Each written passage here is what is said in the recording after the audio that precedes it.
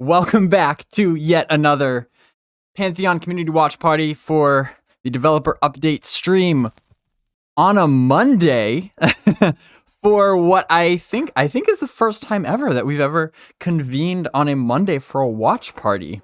It's a little weird, to be honest. I'm still getting situated because yeah, how's everybody been? It's been a little bit more than a month at this point since the last time we met up, because so last week on Thursday, Visionary Realms did their developer update stream as they normally do, and as I would normally do a watch party for that stream the following day on Friday. We've been doing that for a while now. As soon as the Pantheon YouTube video is available, I will watch it for the first time on stream with all of you, and we'll just kind of go through it at our own pace. But last Friday I was out of town, and so I was not able to do that. I think that might have been the first time that I missed my regular schedule. But you know what? The beauty of doing these watch parties for the YouTube videos is that I can do them whenever I damn well please.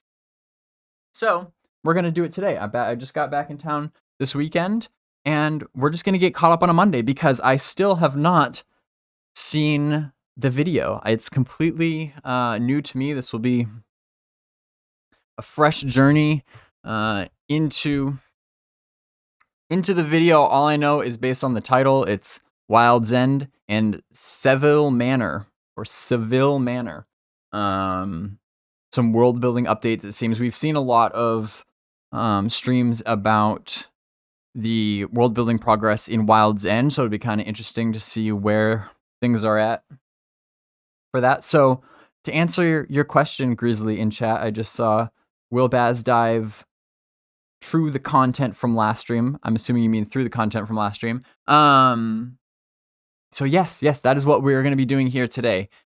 Diving through for the first time for me. Is there anybody else who has not seen it at this point? Blue Sky says he hasn't seen it yet, so at least I'm not the only one. I'm sure several of you probably have seen it at that point, and if that's the case, then an extra welcome to you and thank you for deciding to hang out with me even though you've already seen it. You already know what's gonna happen, but I don't. And we're just gonna walk through it. This one seems to be shorter than most, which is fine. It looks like the YouTube recording is about 35 minutes, but knowing me, I like to take my time and really digest and analyze and discuss. That's really what we're here for. So we could very well turn this into a couple-hour endeavor. So get comfortable, get your drinks. As usual, I'm just drinking my water out of a nice BazgrimTV mug. So refreshing. Quest85 says he hasn't seen it yet. Tubidin says, you say out of town, but I believe it's a cover-up for I'm getting old. My ruse. How did you gotta expose me like that? Man.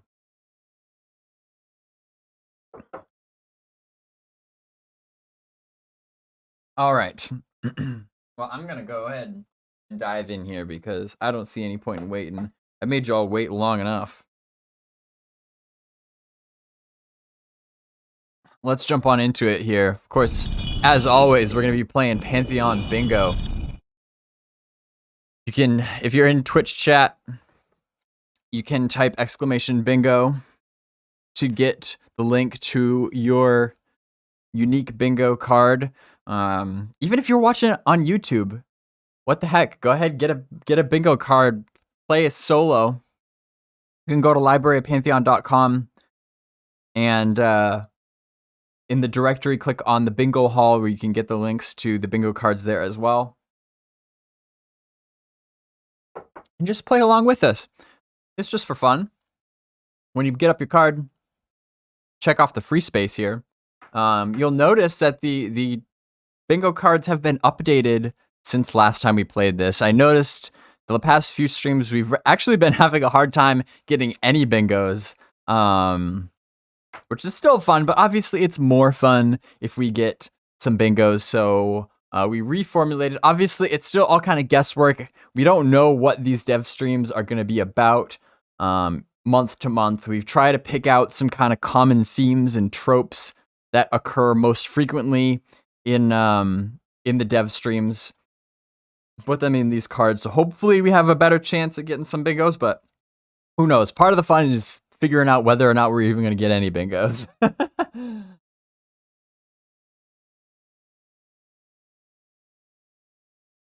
Grizzly says bingo is a scam. It's impossible to win, and I blame Ronik. That makes sense. It's usually Ronik's fault. Especially if it seems I seem to put on your tinfoil hats, but I seem to be under the impression that VR is keeping an eye on the bingo cards that we put out, and then they are intentionally not saying any of the things that we put on the bingo cards. Just so I don't know why. I don't know. It doesn't hurt them if we get bingo. They can't just let us have fun. All right, let's go. Let's jump in.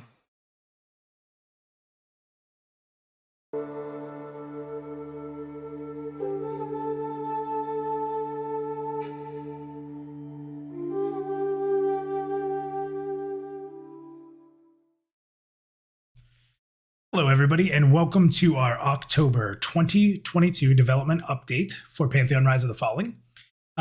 Okay, so Ronik isn't even here. So if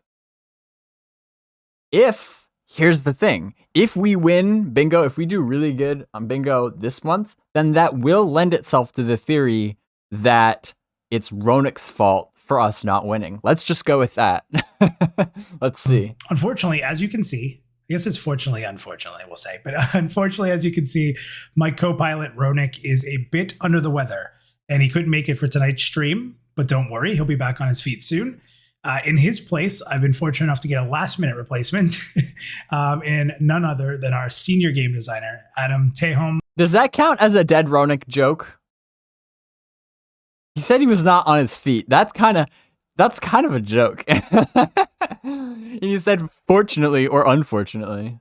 I don't know. What do you guys think? Reasonable person just says they just want you to work for it, or maybe they just feel the need to broaden their vocabulary. To be honest, that would be just kind of like a happy side effect. If that is the case, where they're becoming more kind of like self-aware and they don't want to just repeat themselves, so we're kind of keeping them on their toes and they have to kind of dance around our bingo cards. That keeps things more dynamic. That's kind of a good thing. In that case, I would be okay with not getting bingo if that means that they're kind of having to keep things fresh on their side. Anyway, I don't think, in good conscience, I don't think I can accept that as a dead Ronik joke. So this is how these streams turn into 2 hours. Let's keep going. Mostel. Adam, I just want to thank you for stepping in tonight on short notice to help us and to show off some new stuff today. Yeah, not a problem. Happy to be here. So I'm sure the community is as well. Oh, community. And because we kind of talked about it, if you didn't show up and we didn't have a backup, could you imagine if I set up like a halfling on the other side and just did that and talked to myself as the halfling and me? I think people would have loved it personally, but I think you saved everybody from some misery there, or they just had to listen to me. I don't know who these people are that you speak of, but I'm sure that's absolutely the case. It's a love-hate relationship with the halfling voice. So anyways, today we're going to be covering a few topics. We'll be showing off some new world-building elements in Wild's End, as well as revealing a newly designed dungeon, Sevil Manor. Sevil? Yes, I am pronouncing that right, Adam. I verified with our lead writer because everyone already tells me that I don't spell things or right or say things right. Yo, what? Sevil? Sevil? Sevil. Are there any languages in the real world where eyes are a single I is pronounced like ah? Sevil. In that context, in between two consonants? That's kind of mind-blowing. I thought it was Sevil. Sevil or Sevil. Sevil. There's so many. Sevil. Sevil. Sevil. Seville. I think I immediately I think that's where my brain went. And I'm thinking my brain immediately goes to like the Barber of Seville, which is like an old, I don't even know if people know what that is. I barely know what it is. I just know it's an opera. It's like an old time opera. The Barber of Seville. So he said Sevil Manor. Huh. Okay. Well, I'm already intrigued. It is Sevil Manor. And what's cool about that, we think it fits the Halloween theme of October rather nicely. So what do you think, Adam? Yeah, I'm really excited to show it off. Our art team has done a wonderful job of putting it together. It's very quickly becoming one of my favorite places just because I love like kitschy Halloween stuff. Definitely good for the month. But not only are we going to show off these things, I think before we get into that, we want to talk a little bit about our last pre-alpha test as well. Yes, we do. So here we go. Behind the scenes at VR. Oh, there's Ronik. Oh, it's nice having David's voice even when he's not here in the little title card there, right? He's here in spirit. He is in because he dies spirit. so much, right? So Adam, why there don't it you is. start Dead off this Ronik section? joke. I know this was near and dear to your heart and on your plate, and you didn't sleep much. But why don't you start us off on talking about our session here? Yeah, so on October 1st and 2nd, we brought our pre-alpha servers back online for over 15 hours of playtesting. And that was our kind of first time since converting to HDRP and since converting to our proprietary networking solution, Vinyl, that we were able to bring our pre-alpha testers back into Terminus. So you tell me, Tony, where do you want to begin in talking about this? Yeah, I think Vinyl is probably the best place to start. I think it's been on the minds of everybody, internal and external, for Pantheon. We've been talking about it for a long time. We sort of defined it as a big moment in development for us when we were able to get that in place. So as you know, we were able to sort of achieve some things within our vision that needed this new network, this custom solution, I guess you'd say. So this test was a huge proving point for that work done. So with that said, I think the initial results have shown that we're extremely satisfied with Vinyl. Yeah, definitely. I mean, since we began pre-alpha testing for Pantheon, we've really never been able to take all of our testers and put them into one single server like this before. Past tests have frequently divided our players across 3 separate servers and then spread across multiple zones as well. And so for this test, we actually wanted to put everyone into one server, into one zone, and really get a feel for that performance and the viability of that network stack. All in all, we were able to achieve over 500 players in a single zone. And, all active, all fighting, all leveling, all exploring, grouping, doing everything. And it held up. Yeah.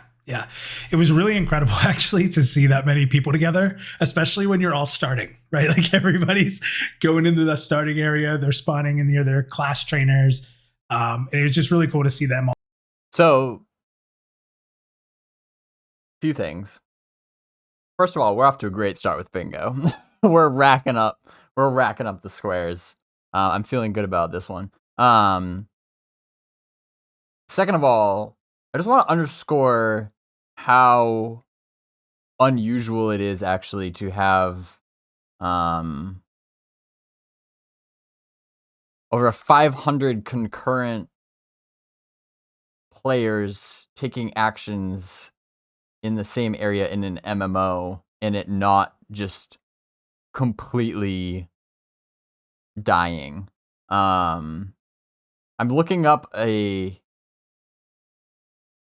Reddit thread that I just saw the other day. Yeah, this one from the MMORPG Reddit thread or subreddit about MMO with the highest number of players that can be on a single map. Now it's hard to say what they define as map or a single area.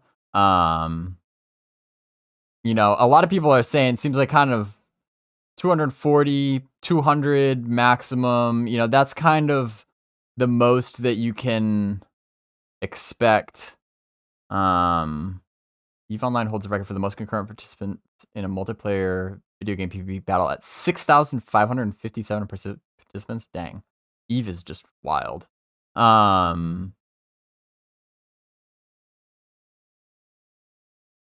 But you know, I think by and large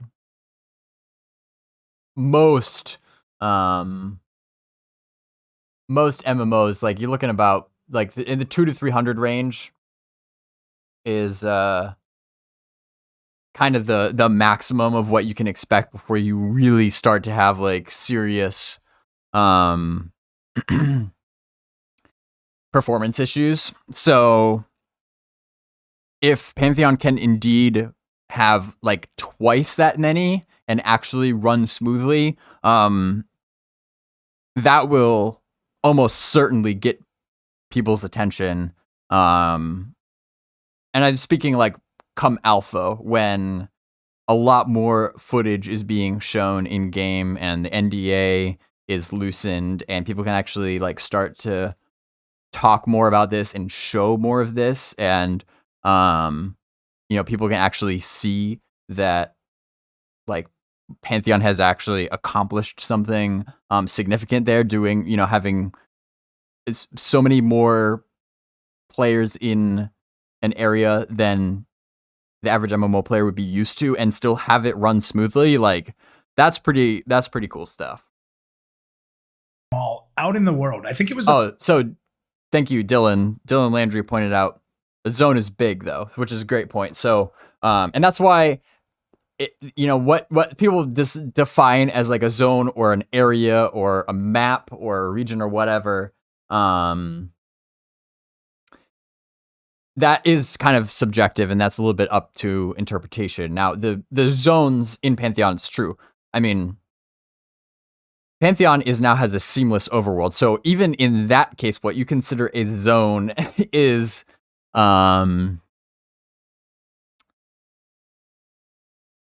somewhat up to interpretation. But, you know, in this case, in this test, they have, you know, obviously sectioned off a portion of the world, and that portion is most likely very, very big compared to what most MMOs consider a zone. And so with that, you know, the players are spread out, and that does affect the performance of the server, because as far as the server is concerned, for what information you need to know about, it's only going to be sending you information for the other players that are within a certain radius of you. Like, you know, that you can see on your screen, or that you may interact with in the near future. So if somebody is on the complete other side of the zone as you, the server, for most purposes, isn't even going to bother telling you, because it just doesn't impact you. It doesn't affect you in most circumstances.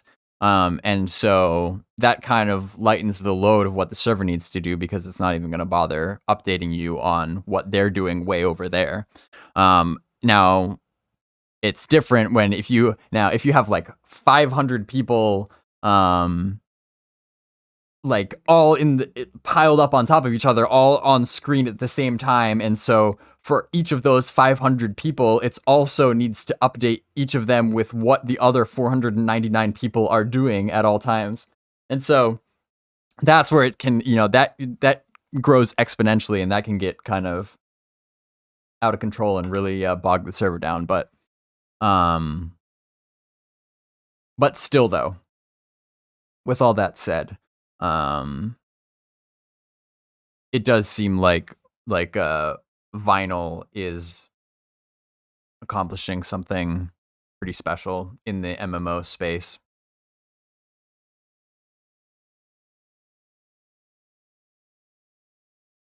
Quest said it used to crash servers in WoW when we used to PvP in South Shore, and we would hit 200-ish. Yeah. Reasonable person, was that always a knock against Unity and why it's not used for MMOs or at least the networking solutions? Yes, I think that's a big part of it. Because the native networking solution for Unity is not at all built for MMOs. It's more like for mobile games. And, you know, you were in the... And that's what Pantheon has been using up until recently with Vinyl. And so in that case, you know, it's designed, you know, you could have maybe like a few dozen people concurrently. But anything beyond that, it's just not structured for that. It's not optimized for anything more than that. And so, yeah, that's where you really do have to have a more custom solution for your type of game and the types of data that your game needs to transmit over the network.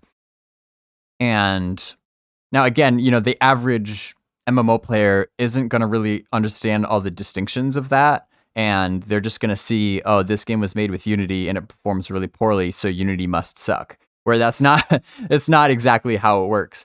You know, it's not so much a fault of the Unity engine as much as it is the developers who are using it.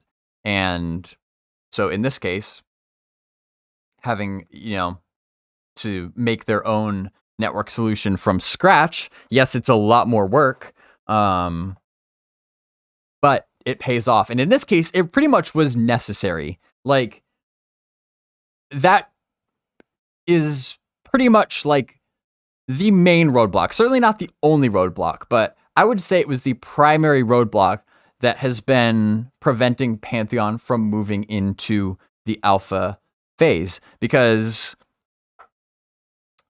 there are, at last reports as of the beginning of 2021, there were confirmed over 8,000 people signed up for alpha testing.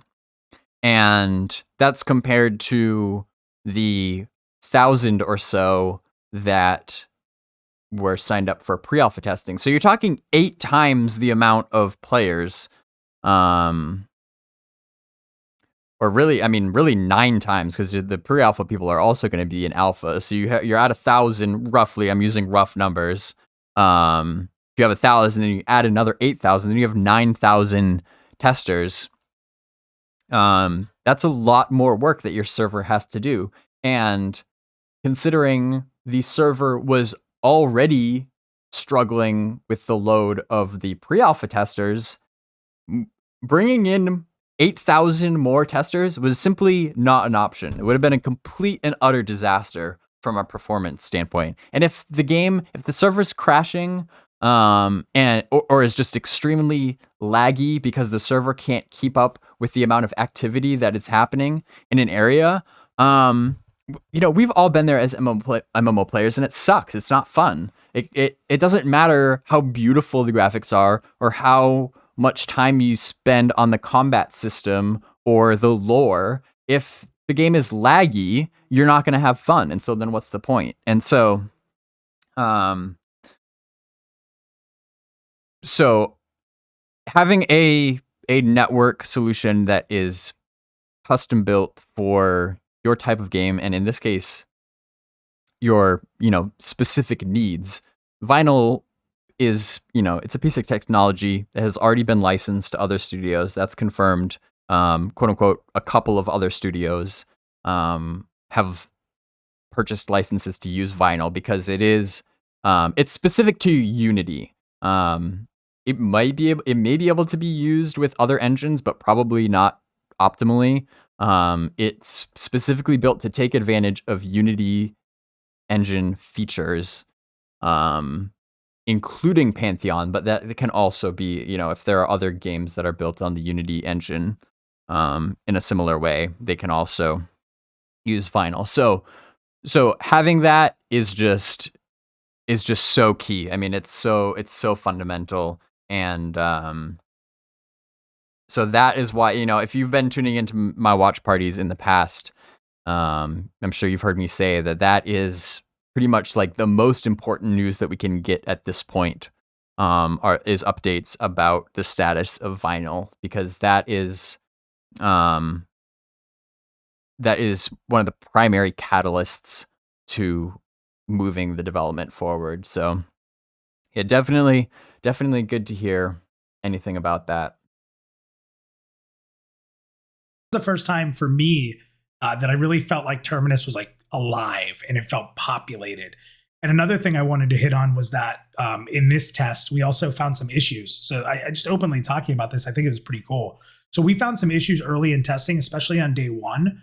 And with all the systems we have in place, not just the bug reporting, the analytics, the logs, but the systems to actually roll out updates now allowed us to put patches out rather quickly and improve performance through testing, like quickly. It was literally like we shut the server down, players immediately log back in and get the patch and jump in.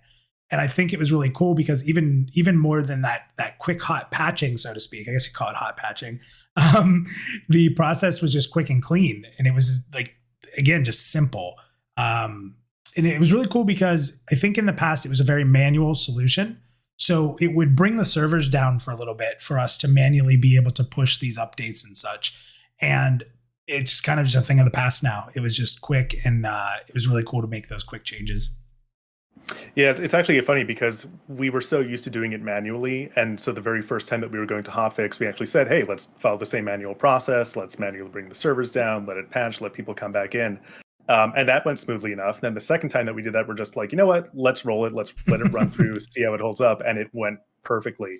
And it was just an enormous win for us. Generated so much positivity across the team just to be able to realize in real time that fluidity of identifying, addressing, and hotfixing issues. And that's everything from performance to tuning and balance, content bugs. We were really able to quickly and easily, resolve and deploy patches to help refine that experience for our players. And it was just an enormous success for us. And I really just have to commend everyone on the team who was, in the war room on those calls and just, giving us their dedication and just working relentlessly during testing.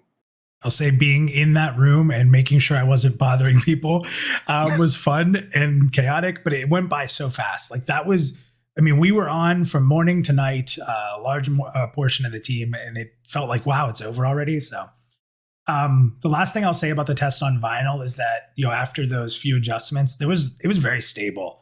It just felt good. Like things worked well. There weren't really many crashes. And if it was literally just like us looking at our server and being like, what happened? And it was literally back up immediately and everyone was in instantaneously. There wasn't even a waiting to log in. So moving on from that, one of the other really big topics from our testers was the day-night cycles. We've obviously shown this system in videos and images. This was sort of the first time that our players were actually able to experience it live. And I can't tell you how positive, I guess, excited everybody was and what it did for the game world. Yeah, it was definitely impactful. I actually remember when the servers were coming up, we set the time specifically so that dawn would hit just as the players were first coming in, and you could see kind of the sun breaking over the mountains. And I think as players came in, you could already see in chat how in awe they were of how that felt to be there in that moment. And then, of course, we had a couple of initial issues, and the server rebooted, and then it was nighttime whenever it rebooted. So that revealed the other side of it, which was maybe it was a little too impactful. We had some players who were getting lost in the dark, and many players. No, just a smidgen, just a few, right? Didn't have to find too many corpses, but we did make some adjustments to that. We made some adjustments to the ambient lighting coming from our moons, but really we are still working on our nighttime lighting. But our goal of invoking that eeriness, and that moment when the sun sets and you really have to be cautious. You have to be aware of, okay, what is actually out there in the darkness. I'd say we nailed that. The lighting needs some work, but the mood is there. Yeah. Hey, listen, I was on record for telling people do not throw away torches. I said it so many times, do not throw away your torches. But overall, it was a pretty incredible experience, flying around and helping people and watching the players interact and challenge the game world. It was fun talking to each other sort of about the different challenges groups were going after. And I remember a few specific ones, you were sitting at the Wandering Spirits and you're like, there's a fifth group here now. And we were kind of seeing like how many groups could come and camp this place and it still be efficient. And it was really cool to see that many full groups camping a smaller, I'd say a decent size, smaller area. But it worked. Like people were pulling and separating and holding different areas, and there was enough there. The spawn rates were good. It was really cool. And then the other one that was exciting is, and I think you might have seen some of these, but I'm going to take excited on that one. Climbing, trying to see how high they could get up a mountain, finding ledges to like rest on, or fall to their death, which I saw often. And I would sit there and like clap or wave when they fell. I even just caught one player that I knew, and I was just watching them, and they were just walking around on their own. And I eventually like popped up. I'm like, hey, what are you up to? And they're like, I'm just taking it in, just taking notes, exploring.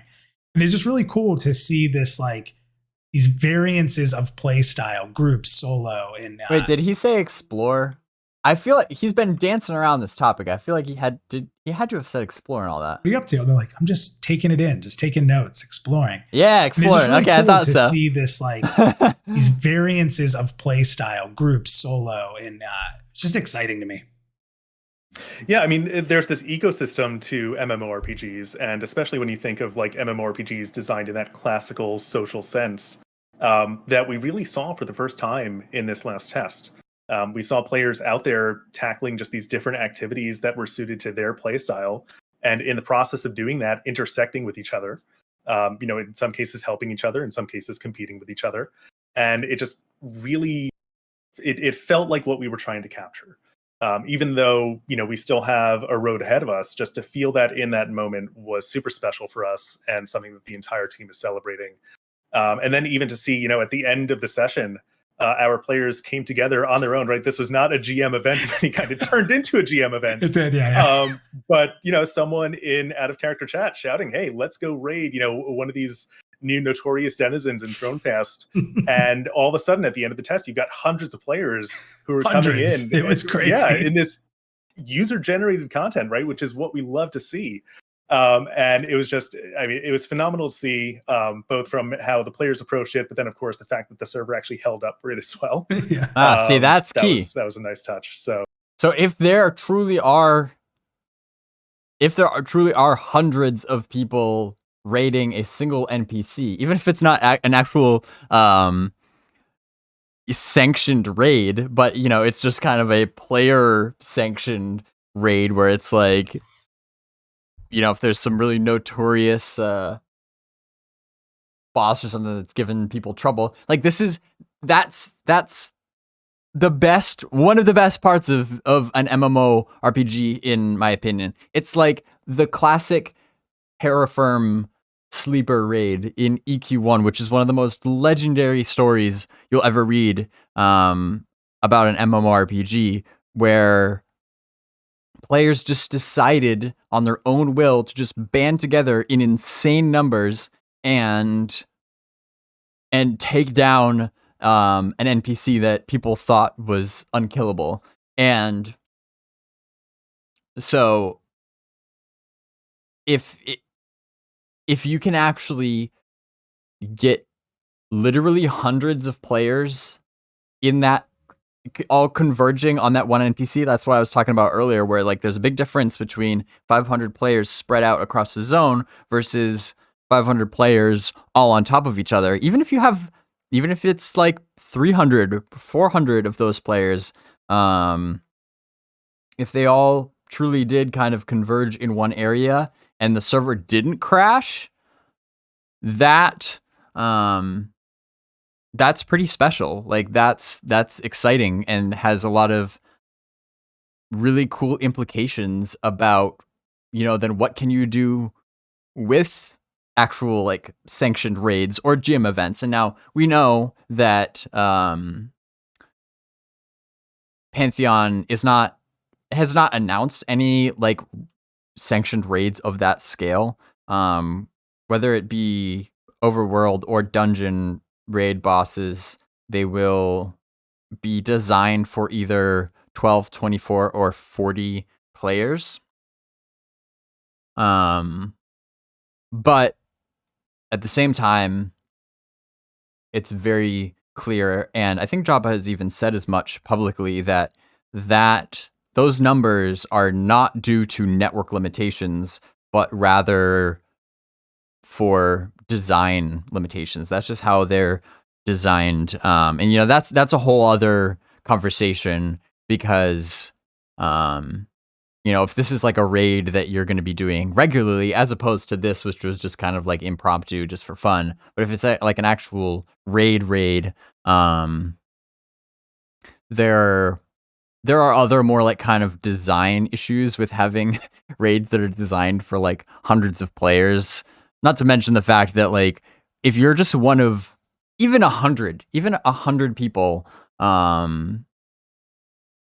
your individual contribution means less than if you are in a raid with 12 people on the other end of the spectrum. Like, I've done a lot of 12-person raids in my day, because that's what DDO's raid size was. And in a 12-person raid, your role really matters. And that's something that is also very important to Pantheon, where, you know, you have a job and you have a contribution and people are relying on you, and that really like communication and collaboration is a big part of the experience. So you have that, but on the other hand, you know, there is something just very cool about seeing a swarm of people, even if it's just 40 people, like all you know, attacking the same boss like that. There's a spectacle to that, and let alone when you start having hundreds of people. That's like those can create some really memorable moments. So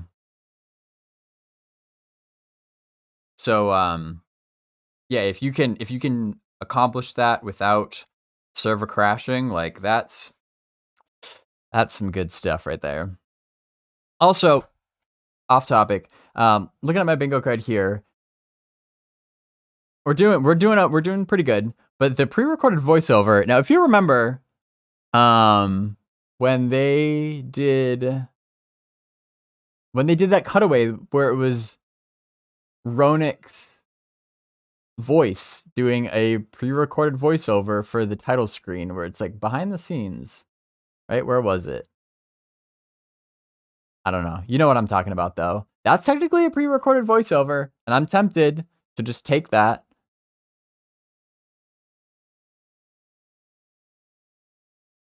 Where the heck was that?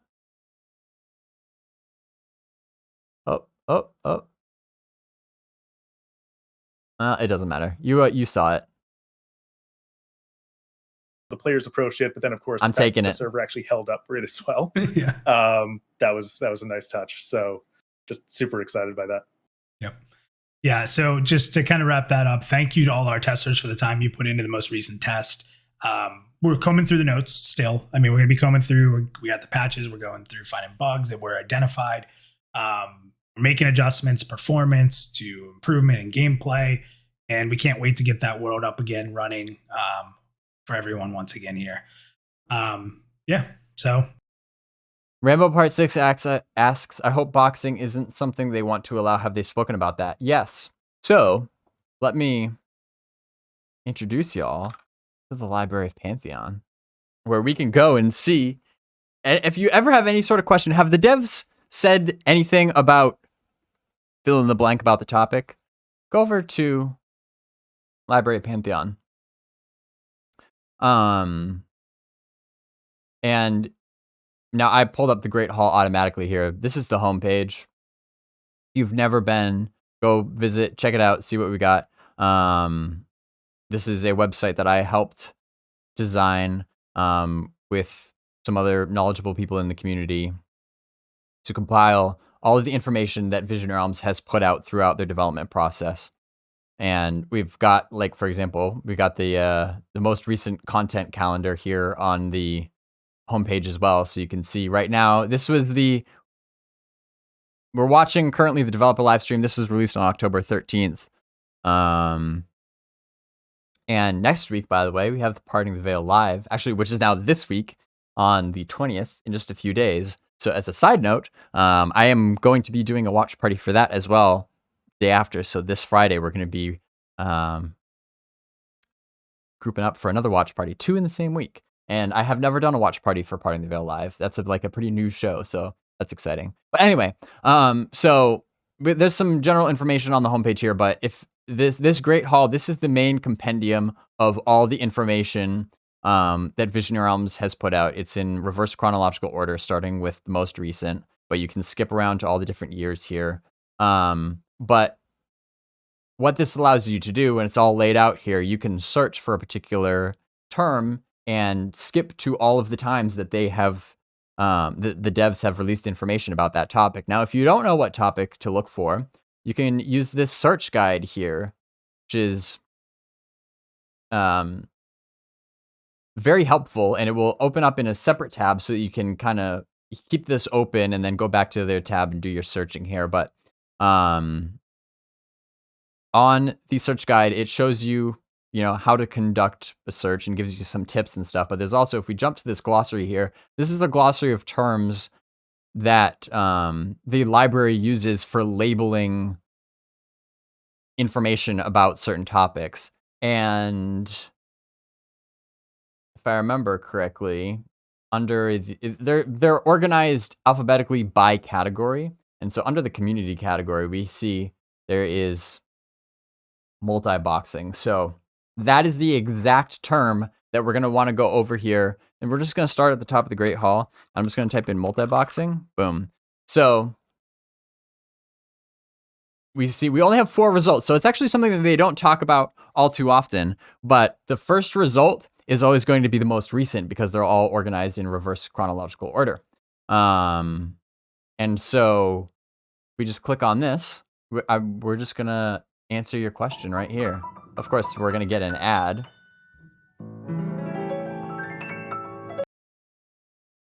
And then let's see what they have to say. So, moving on to any thought yet on multi-boxing, not botting, but multi-boxing. And I'm glad you clarified that because they are completely different. I've gone over this for years and years and years. And also, I've spoken to several devs, including Jopper, Chris Perkins, who was on for a general Q&A. If you want to go back and listen to that recording, he spoke a little bit about it, as did I. So, botting is not tolerated. That's where a program plays the character for you. That will be a bannable offence. Multi-boxing, we're not going to actively stop, but it's going to be very hard to do so with our combat and the way we kind of run things. One person trying to control multiple characters, like say a tank or a DPS and a boxed healer, you're not going to be as good or as efficient as a real healer being played by another player. So we're kind of going to see how it goes in testing as we open it up to alpha and beta to see if it becomes a problem, and then we'll act on it before we launch live. But we don't have a hard answer just yet, other than we're going to watch and see how it turns out. We're not completely against it. We do understand, people have strong feelings either side, and so we don't want to commit to a hard decision until we see how it plays out in bigger. That's fair, and which I think is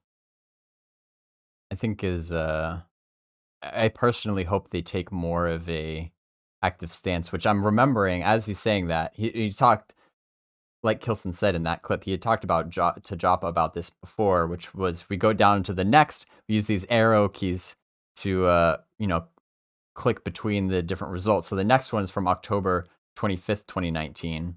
And I won't stay on this topic for too long, but I'm just showing you as an example of how we can get some information from the library. Moving on to the next one. This is from Joppa. This is a doozy. So gameplay, multi-boxing. Given Pantheon has many class-specific utility abilities, is there a concern about multi-boxing or second accounts to provide these? With players split for and against, has the team have any thoughts about how to handle this when Pantheon launches? We have made official statements on this that basically are around that we're not going to actively stop multi-boxing. We will.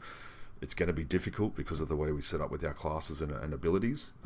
Obviously, multi-boxing and cheating, gold selling, and stuff like that. Kilson's just kind of reiterating what he said in the other clip, but listen to what Joppa says. Multi-boxing is one player, one computer, say 2 or 3 accounts, having to manually control 2 or 3 accounts. So yeah, are we going to do anything? Is there a concern or something we're looking into, stop this from being an issue? I'd say there is a concern. And knowing the public statements we've made up until this point, even just over the last couple of months as this topic has resurfaced, unless convinced otherwise down the road, perhaps by what we're observing during alpha, beta, I think we're going to be moving towards more of a hardline approach to prohibit that behavior, because the concern is that it poses too much of a risk to the core values of the game. Being built on that social cooperative spirit, we want to create a living world where players depend on each other and form those social bonds by leaning on other actual players to bring the answer or the solution or the help that particular race and class and player is able to bring. So multi-boxing it's another form of soloing, but it bypasses, if you're able to bypass game systems without depending on other players to do so, like the question refers to those class-specific utility abilities.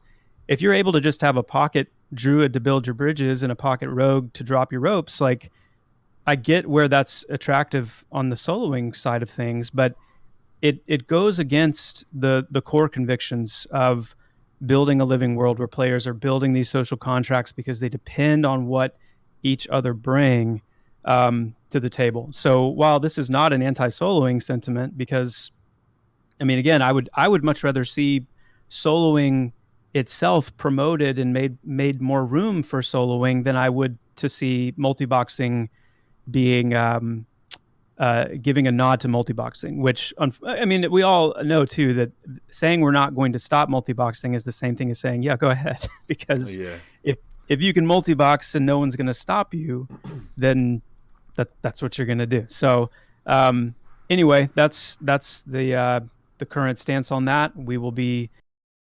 So anyway, hopefully that answers your question. And again, as the library points out, this is from late 2019. Again, as they said in both of those clips, things can change with time, and that's partly why we have the library set up the way that it is, and so that if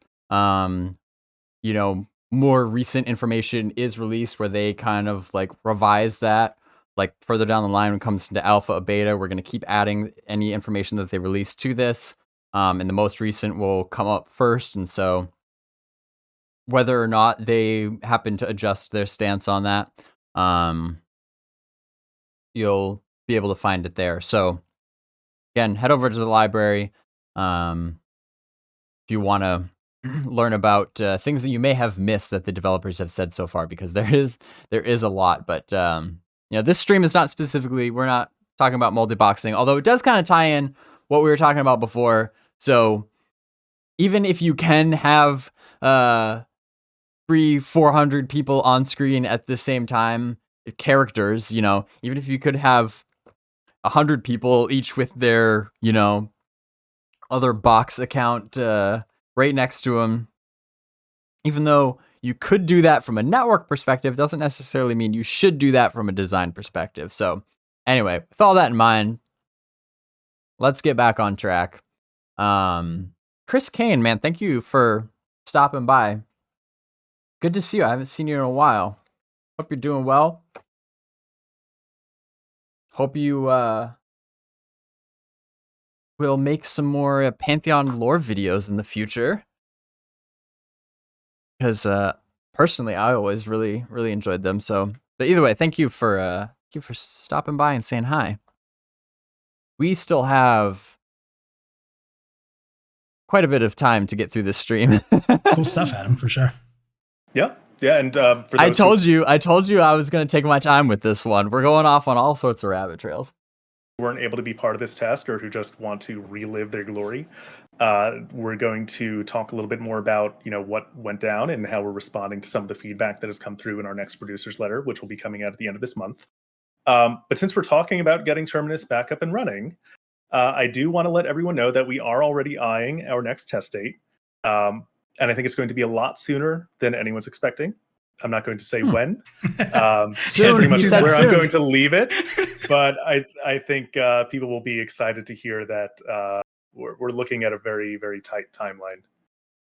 And I think it's safe to say, because it's been said many times, is that the goal is to be more frequent with these. You know, it's been said prior to the test we just did. That's still such a dangerous thing to say, though, because I'm sure there's so many varying perspectives and like expectations about like when the next one would be and what soon means. Like when you say it's sooner than a lot of people are expecting, pretty much anybody is going to insert themselves into that statement and assume that he means it's a lot sooner than whatever they expect, which could be all across the board. So that's kind of, even without giving a date, that's kind of a very risky statement and kind of a strange statement. But I don't know if any of you saw, if you follow my Twitter account, you would see that Carnage replied to one of my threads the other day and mentioned that he's, still in discussions with VR about when to do his next gameplay stream. And now, as we know, has been said in the past, the goal is for his next stream to take place during a pre-alpha session. And so that he can actually, show people, the people who have never been involved in a pre-alpha session, can actually, get eyes on it and kind of get a taste behind the scenes of what's going on and see what it looks like. What does it actually look like to see that many people inhabiting an area at the same time doing things that they normally would, just people grouping up and going and killing stuff and looting stuff and leveling up. Like all that good stuff to show that it's like, this isn't an instance-based game. Like, this is an actual open-world MMO with a community with people that play together. All that stuff that's normally locked under NDA, Co is trying to, get in there and give people more of a taste of what it is actually like. More so than, it just feels very different when it's like he's grouping up with the developers and they're just going to kind of, like run through a dungeon and there's not really anybody else in the dungeon. Like that's fun, but it just like, it doesn't feel the same as if Co, for example, just groups up with some random people and nobody really knows where they're going or what they're doing, as opposed to the devs who, know what's around each corner. You get a lot more of like that just natural, organic, fun feel for when you're just like normal players just doing their thing. So that is the goal for the next Carnage stream.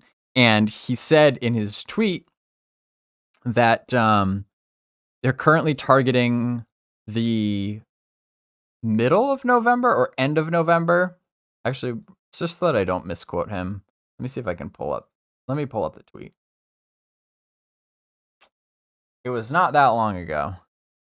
Yeah.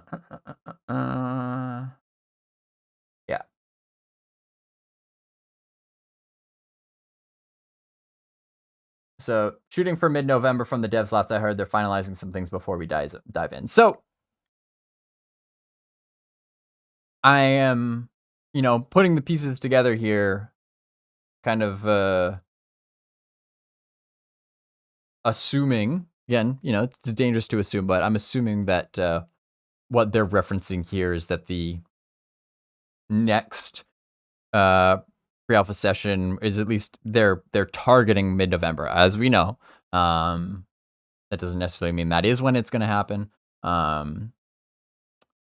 but it's good to at least have a goal to work toward, because especially if you're dealing with a stream to Carnage's audience that's been hyped up quite a bit, showing things that have never been seen before in Pantheon, especially something as dynamic as a pre-alpha session. I think if we all kind of put ourselves in the shoes of the devs, you can kind of understand why they are, particularly invested in making sure that goes smoothly, and wanting to make sure that the that the game just presents itself well, because you're going to be, there's no do-overs when you're live.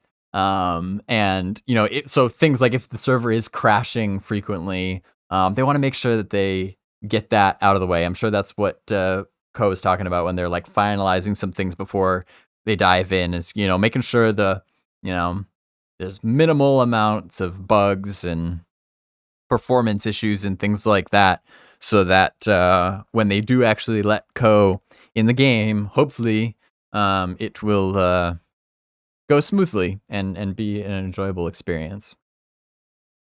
And it's been setting before that. Like once that stability's up and it can be done, we're looking to really amp that up when it's possible. So before we get into some spooky content, I don't know why I've just been saying the word spooky a lot this month. It's a good word. It is a good word. It's underused. And you can draw it out, right? Spooky, yeah. See, and that wasn't even rehearsed right there. We did that together.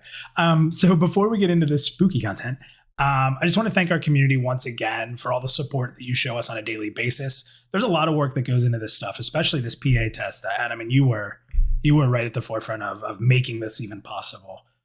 So I just want to say that whether it's on our social media accounts, it's our active Discord, our forums, or even direct messages that we get from time to time of just like encouragement or excitement, it helps us when our heads are down and when we're coming across tedious issues that we need to fight through. The community support, the honest feedback, which sometimes is tough, but it's honest and we love it. It's what makes Pantheon Rise of the Fallen the MMORPG that we all want and that we envision.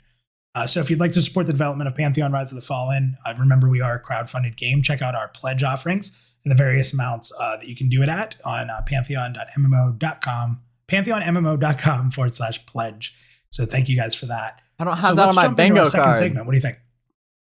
Let's do it.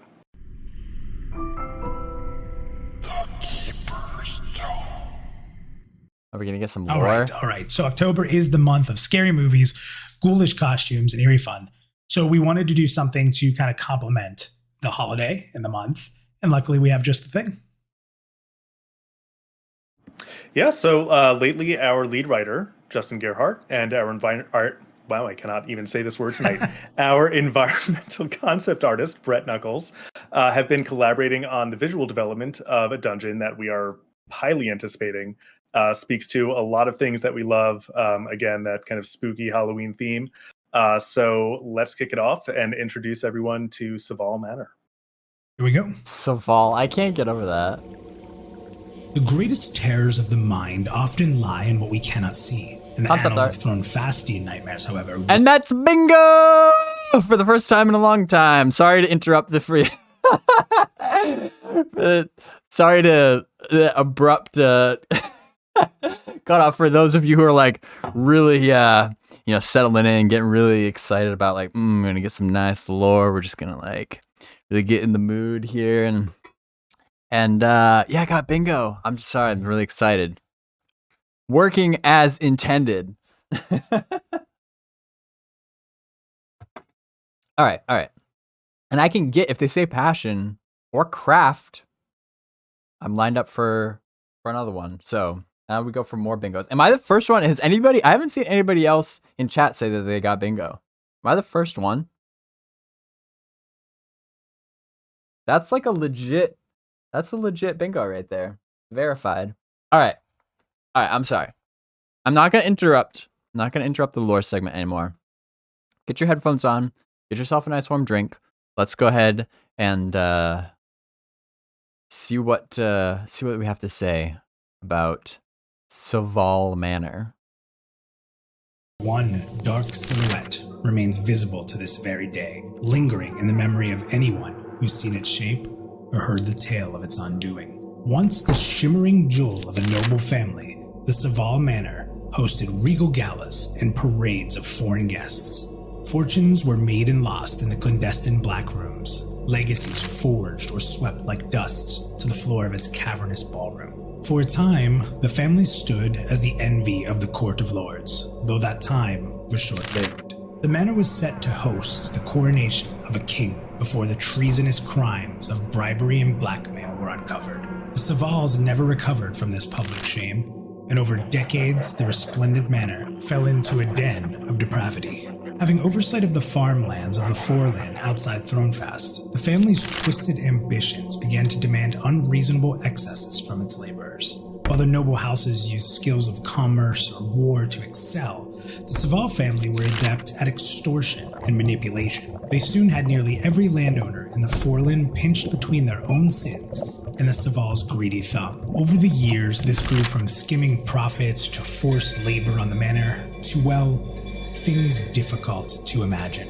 Yet one night, after yet another servant had gone missing, the laborers gathered themselves and marched upon the manor, intent on liberating their own and burning the estate to the ground. When they could not find the woman, a madness took them and they turned to slaughter.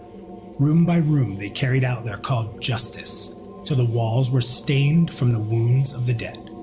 For one night, the oppressed walked the halls as the lords of Sevil Manor, the steps of their wet boots bearing witness to every act undertaken in their fit of power. When the bloodshed slowed to a trickle, the laborers ringed around the manor and lit their torches anew. In the light, they observed a storm gathered above their heads, with the lightest of drops sizzling into the flames. Yet, it was said the land had become so defiled that the rains refused to fall upon the ground. Witness reported waves of drops carrying themselves back up into the clouds, wailing in trails as they flew up into the sky. Instead of burning the manor to the ground as was their plan, the liberated farmers turned to shame at what they'd become. They held their torches aloft one last time, letting the cycle of the frenzied rains douse the fires before turning home.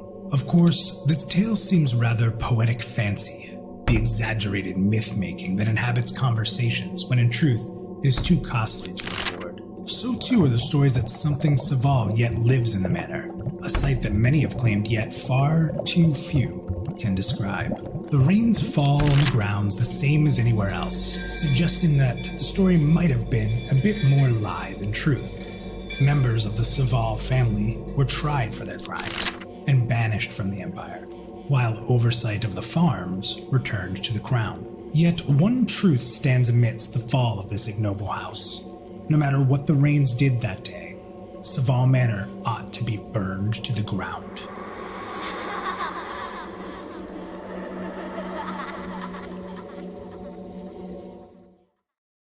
Oh man, I'm so excited.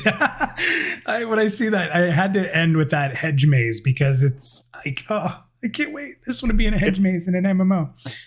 That is a beautiful shot. And Grizzly says amazing pick. But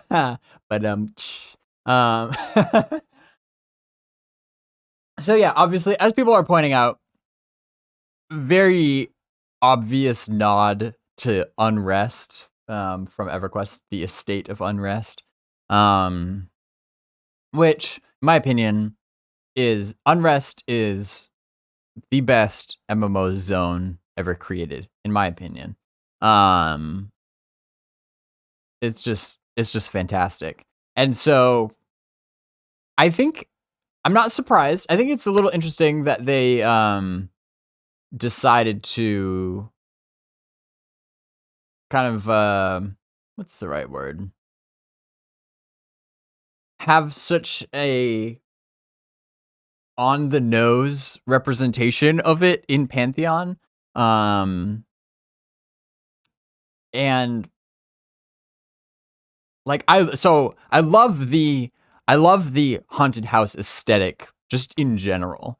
And I think the concept art that was shown in that video is awesome. And also, just got to say real quick from a production standpoint too, the way that it was all put together with the lore and like the background, like sound effects and the page turning effects and stuff. I don't know about you, but I feel immersed in that little the little video. I thought it was really cool, and the concept art is really solid. And it is exciting because I love going into castles and like haunted houses, and that sort of dungeon is like that's always gonna be my favorite. But I still think I like, this might be unpopular, but I think maybe the gazebo and the like hedge maze are maybe a little too on point for Unrest. My gut reaction is that I kind of would have hoped for a game that will so vehemently say that it's not a sequel to EverQuest. It's not an EverQuest clone. Obviously, yes, EverQuest is one of the games that Pantheon draws inspiration from, but inspiration is not just it's not just copying. And now, obviously, this isn't like a carbon copy of Unrest, but I mean, come on, like the gazebo, the hedge maze, even some facets of the lore behind it. It probably doesn't help their case for when they try to say that they're, not an EverQuest clone. So just kind of interesting things that, stick out when I see this for the first time. But I'm sure it will still be an absolute blast to play in, at least for me. It's a mood. Oh, it's such a thing. Yeah. So hats off to JN and Brett for bringing this vision to life right now. It was an absolute privilege to voice over the lore for what is now easily one of my most favorite destinations in Terminus. Adam, we were fortunate to talk to Brett about his designs on the dungeon. Do you want to share some of the stuff he said with the community? Of course. So according to Brett, Sevil Manor. This is going to be my new dark mirror. I'm just going to call it right now. Sevil Manor is being developed as a love letter to the creepiest locations in some of our favorite classic RPGs. The massive house and the surrounding grounds tell the story of a twisted elite family and their dark secrets, the remnants of which will be uncovered by only the bravest players who dare explore the level's deepest reaches. To develop the look of the manor, Brett drew inspiration from some of his favorite creepy locations in games, from Resident Evil's Spencer Mansion to the Estate of Unrest from EverQuest, although I don't think anyone would have gotten that vibe. No, I don't think so. I think the chat might have already. So much. The visual design of the dungeon is... What was the Resident Evil one he talked... Oops, I gotta go back. Because I never played Resident Evil, disclaimer, but I want to compare just for the sake of context. Although I don't think any Resident Evil's Spencer Mansion. Spencer Mansion. I'm gonna see if I can pull up some.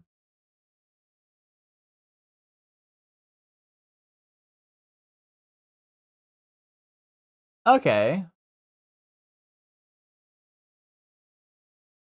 We can definitely, as particularly from the outside, I can see some similarities there. Like architecturally.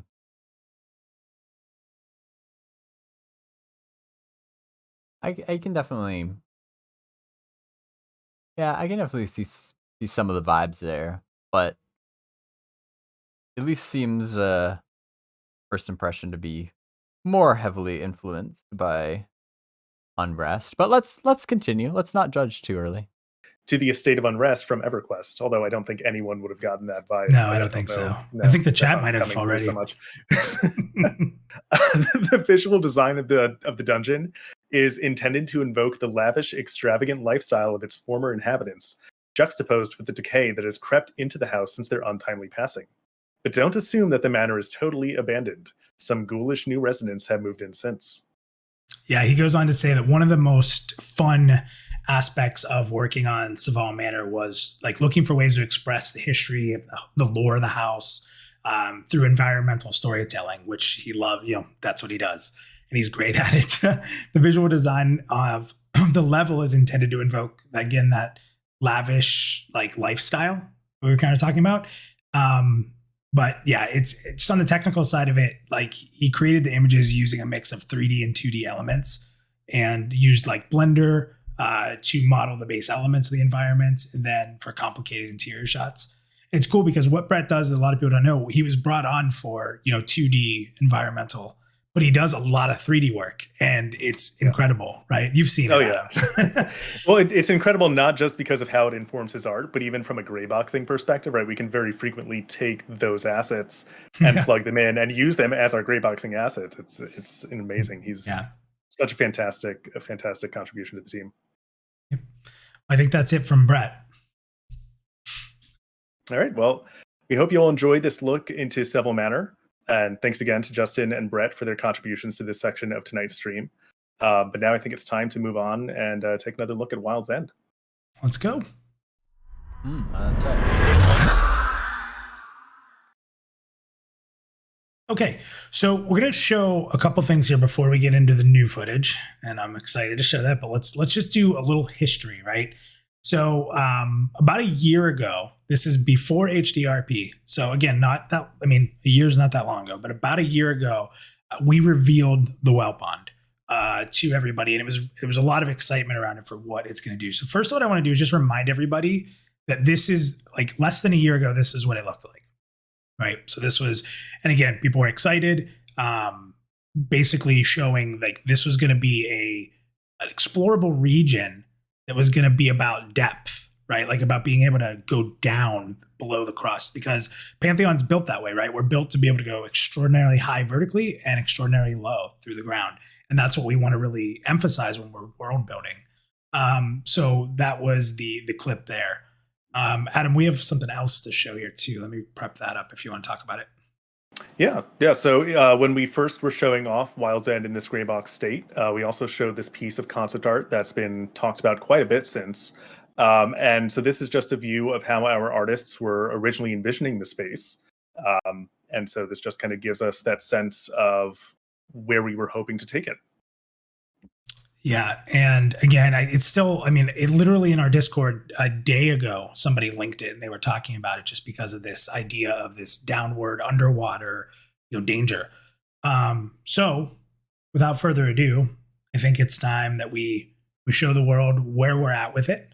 And then we're also going to show where it's heading as well. So I'm going to go ahead and fire that up now for everybody.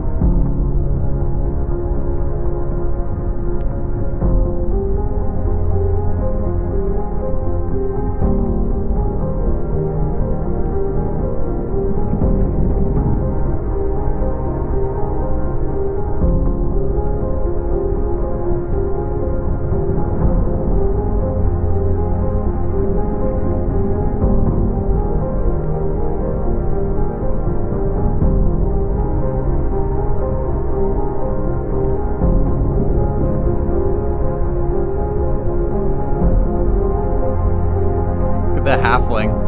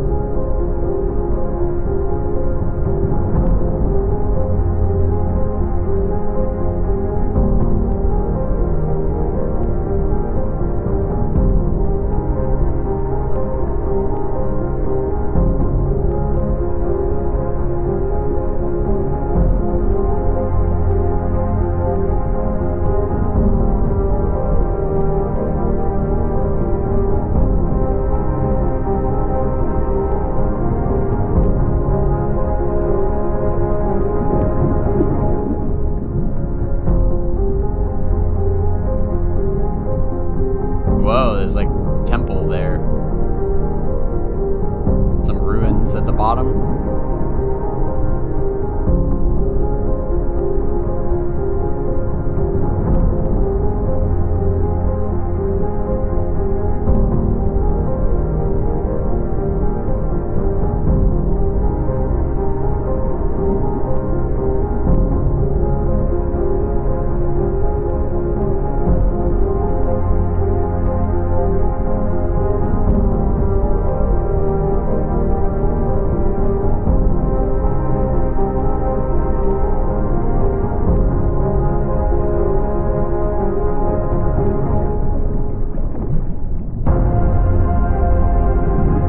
there you go.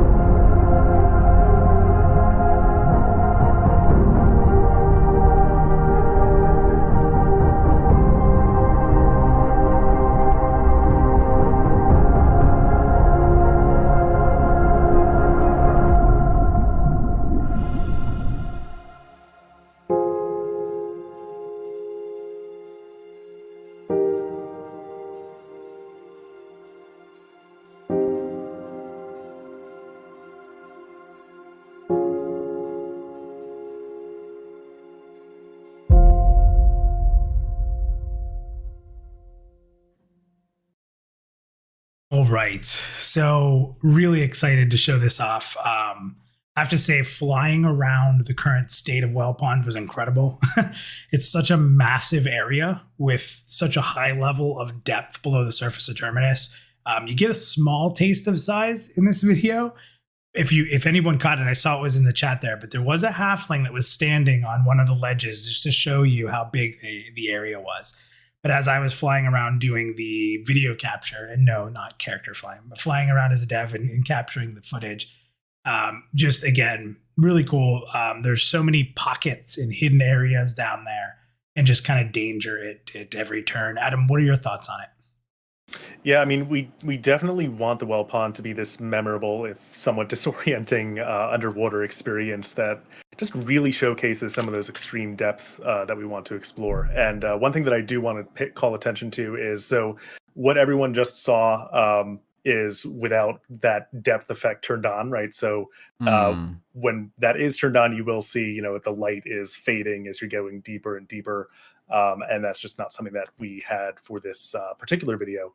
But overall, I mean, what you are looking at right now is still the canvas, right? So you're looking at the area that is still yet to be brought to life as we bring in all manner of this beautiful bioluminescent flora, all the different animals and the ecosystems that we intend to have thriving down in this place, and taking what is going to be this dark and this otherwise dark and murky area and just fill it with color and light, and just really showcase something that I don't think people expect to see in this alien world beneath the surface. Yep. Yeah, that's good to hear, because that was my immediate thought, is that they didn't really have that subsurface scattering effect that you get, which, to put more plainly, is really when, the realistic way that light behaves is that when light hits a material like water in this case, the rays of that light scatter beneath the surface, thus subsurface scattering, and they scatter more and more the further you go, which is how you get kind of that blurry effect. And then also, you would expect that the deeper the water gets, also the darker it gets, because those light those light rays aren't getting back to you. And so that helps you to kind of perceive the depth better, and also just makes it more exciting from an exploration standpoint, because you think about it in the ocean, in the real world, the deeper you go, the darker it gets. You get those fish, those like bioluminescent fish that exist at the bottom of the ocean because the light rays from the sun don't make it that far. They can't penetrate all those, how many miles of water in between. And so at the bottom, it's essentially pitch black. And that it makes it very difficult to explore. And so, I saw some people in chat saying, it's kind of like hard to perceive depth, and that's true because you're not getting that subsurface scattering. Obviously, it seems like they're kind of missing out on some of the foliage, like you get like seaweed and stuff. Because I would agree, like the texture, it does look very like same when they're flying through it like that. Some foliage and like seaweed and stuff like that, I think will help with that. But in general, like I would expect that when you're swimming, especially as you get down deep, you're not going to be able to see very far anyway. And it seems like the intent is for it to be kind of disorienting. Like I'm immediately thinking back, speaking of EQ, thinking of like Kedge Keep, which was a very disorienting zone to swim around in. But as they said, it's also very memorable. In fact, when I when I was out of town this past week, one of the things we were doing, I went to the Outer Banks in North Carolina, and there is a there's some conservation land out there where you can drive on like a dirt road, and it's like the highest concentration of black bears in North America, I think. And so we got a Jeep and we went out, and just like these like hundreds of thousands of acres of forest land with dirt roads, you can go and see black bears. And we ended up getting lost. And which immediately kicks in all my like old EverQuest navigation instincts, because, you know, especially out there, you don't have like cell service. We didn't have like, you know, the like GPS on your phone wasn't working for a time. And so that said, it's exciting when you get disoriented, you know, and you get lost. Like that makes very memorable. Like we were laughing about that story after we got out safely and didn't get eaten by bears. And we're telling people this story, and I'm sure that's something that we're gonna remember for a long time. The time that we got lost out in the woods looking for bears, because it's just like that. It has a way, even though it might not be particularly fun. I thought it was fun. People that I was in the Jeep with didn't necessarily think it was fun in the moment, but then once you do get out safely, it's like that is a misadventure, you know, it's an obstacle that you overcame together, and that's you know, that's just that sort of thing is cool.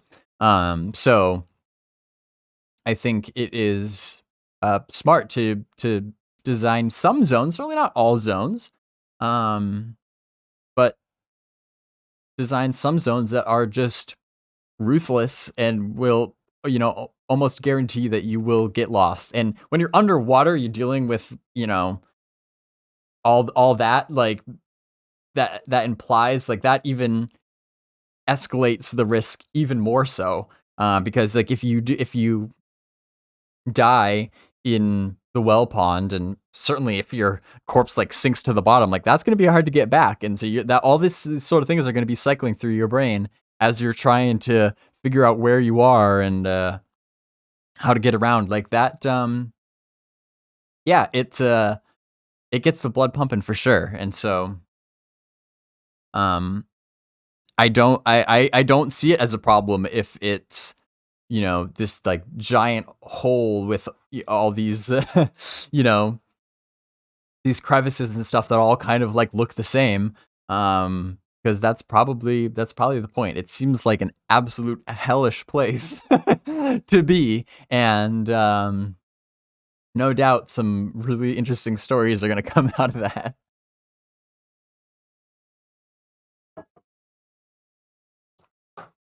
Hey, Redbeard. Hey, I'm glad you could join me, man. Thanks.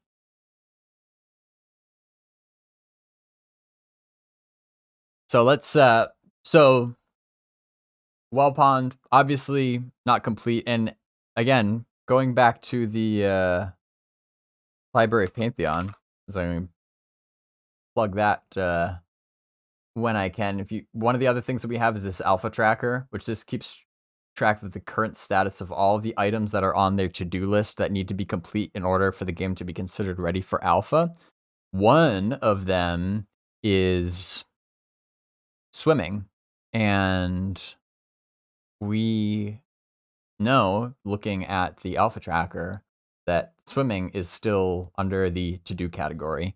And so it's not at all surprising to me that they don't have the water system quite working exactly as intended yet, because swimming just isn't there quite yet. So still, one of those things that we will keep an eye on moving forward. But just as a progress update, I am impressed by just how freaking massive of a hole this seems to be. And it looks really good. And what we're going to do here is we're going to talk over this. This isn't, there's no audio or anything. It's just going to loop. So we're not even going to try to like stay with it. But I'm just going to loop probably a couple times here some foliage concept art that's like ready to go. So we can kind of show what we're talking about. So I'll cue that up now. So this is kind of a look. But here, why don't you start, Adam, talking about what we're seeing? Yeah, so the first shot that we're showing is a concept art that's showcasing many of the different visual elements of the area that are working in concert with one another. So you get this sense of this journey downwards into the depths, and you can really begin to feel that alien environment as that light is receding and giving way to those twisting vines and those luminous carnivorous creatures. plants. Yeah, and what you're seeing now is some of the plants, like I can't speak, the carnivorous like trapper plants that you can find down there. It's called the Jungle Song Reaver. One of those will even be in Madmore, so it'll be sort of not just a Wellpond thing. But, it's got like a caustic acid that can burn the skin. So you got these deadly plants of a certain type. But Adam, we're also showing some other stuff. You want to jump into that too? Yeah, so after that shot with the pitcher plants, I think the video is going a little bit faster. Yeah, it's a little faster. But I knew we weren't. Yeah, it's going to loop. Yeah, no, that's all right. So the next shot is going to show off the transition from those shallower waters near the top to those more twilight waters below. And you can actually see that kind of vine-like seaweed that almost lights the way, almost like a scuba line, right? And you'll notice where those vines are even taking their initial form from these seed pods that have been deposited at the depths of the Wellpond. Yeah. And just in with all of these images, again, that bioluminescence, like when you're going to have this dark, because I've also seen the Wellpond dark with the depth and the fog, and it gets scary. It legitimately gets scary because you're literally in this underwater. But with the lights that are going to come with this, with these, again, with the foliage and the bioluminescence of like the creatures even, it's really going to create this really wild experience, like adventurous and wondrous type of world underneath the surface. So, and Adam, I guess I would also say too that bioluminescence would also help. Aside from just looking cool, would also help a little bit with, for one thing, it not being pitch black, but then also kind of giving you some points of reference to kind of orient yourself.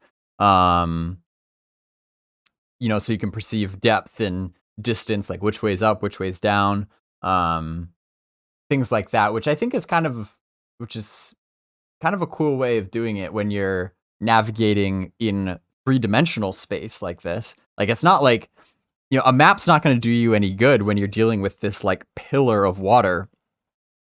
And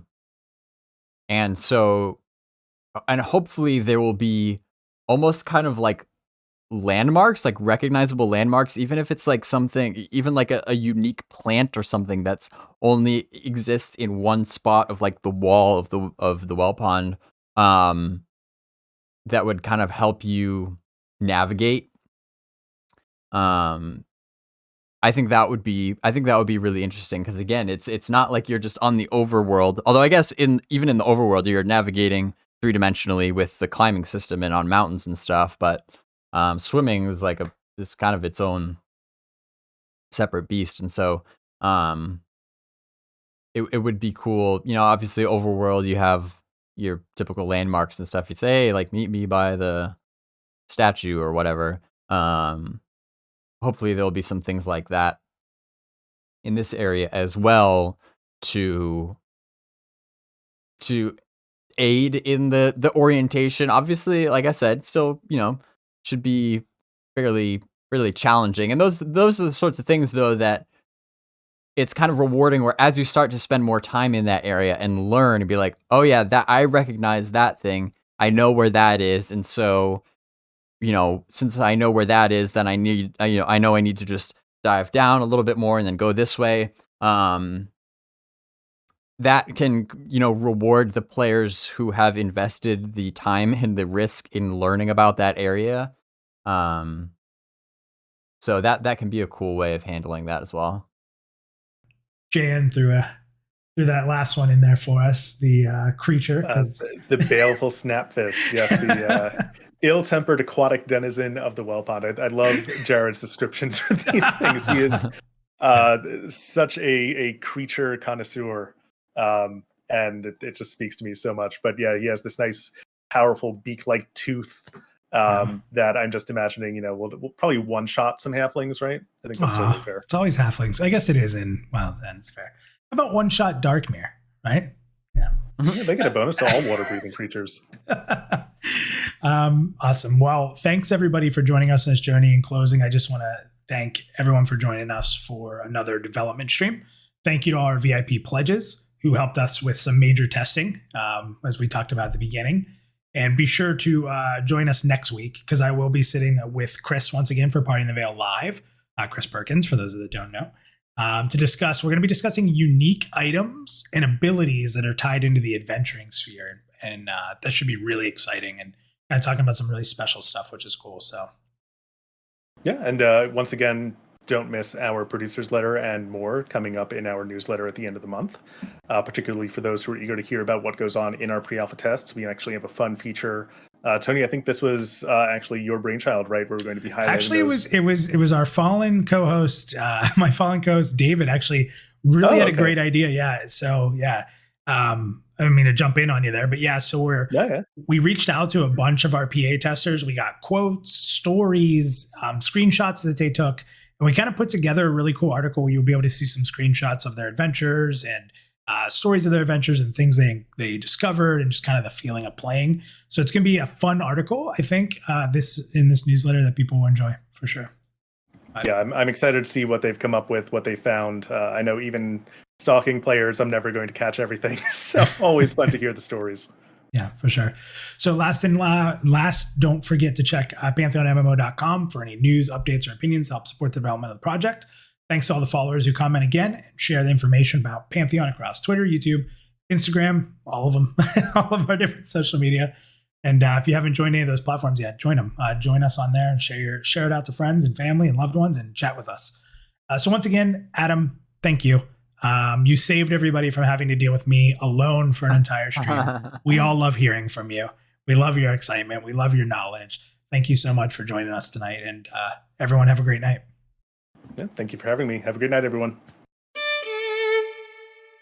All right. So I got a bingo. Did anybody else get any bingos? Am I the only one? Did I miss any words? I don't think I did, but let me know, because I'm always up for more bingos. Hey, Pi, good to see you, man.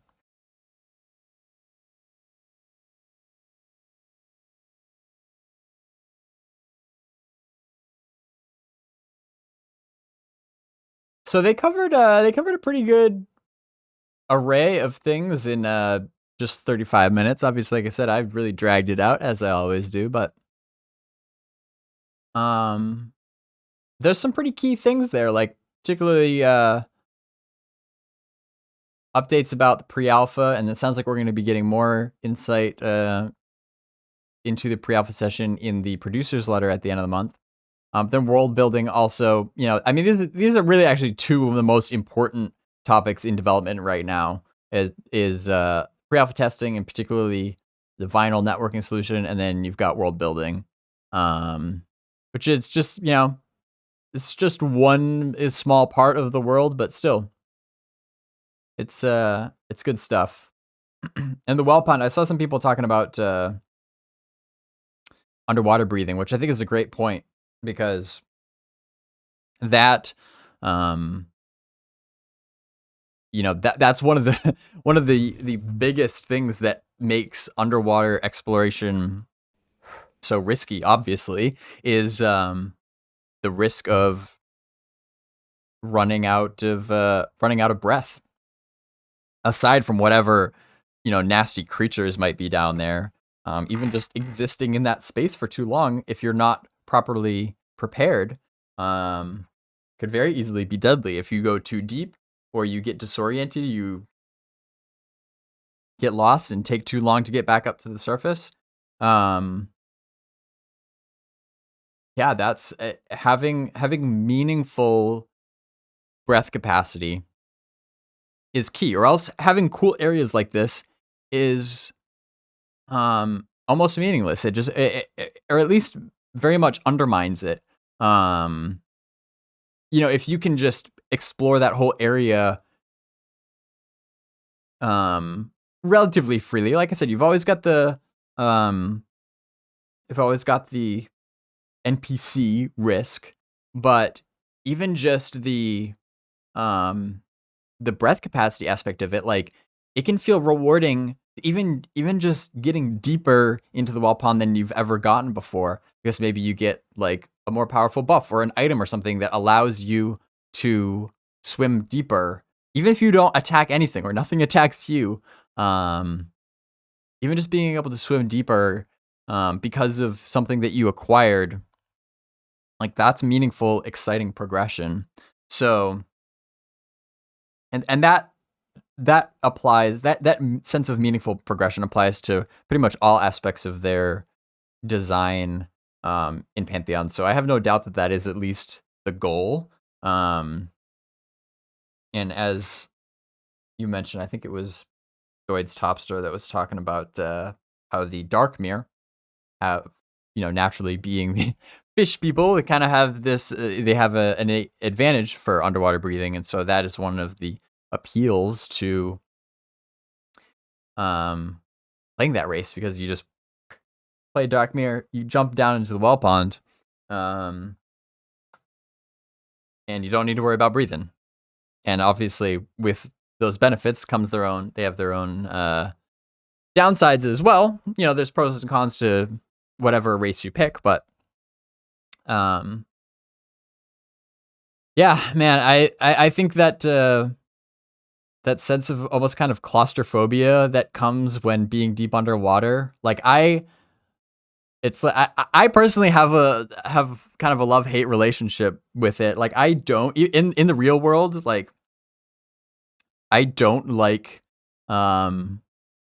swimming underwater. I don't know if it's like I don't know if it's a fear. I guess it's kind of a fear.